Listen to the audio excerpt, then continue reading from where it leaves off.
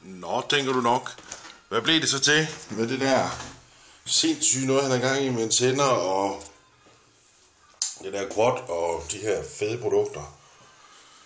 Ja, det varme vand herovre, det er lukket ud nu.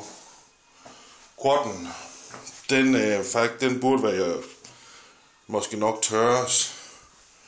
Jeg har jo fået tørt op på gulv og sådan noget, det blev noget værre rod, men det var vildt, og det sprællede rundt og sådan noget.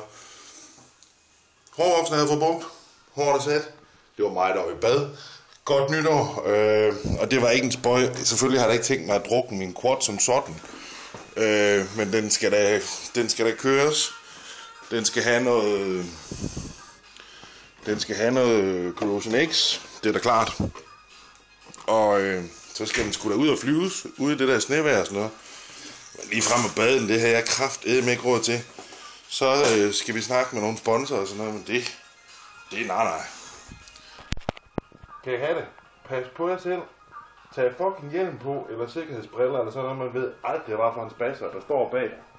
Altså, eller foran, eller ned ad vejen, eller noget. Gør noget.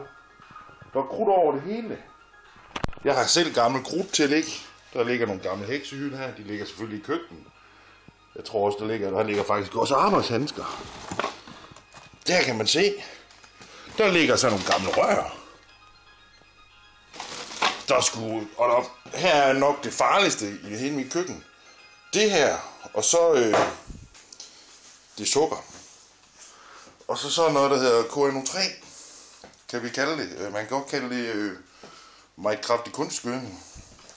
Det kan man noget med, det kan man røg med og sådan noget. Det er også et andet projekt. Men det kigger vi på. Hvem sagde biber? Når man kan sige røg? Nej. Hej.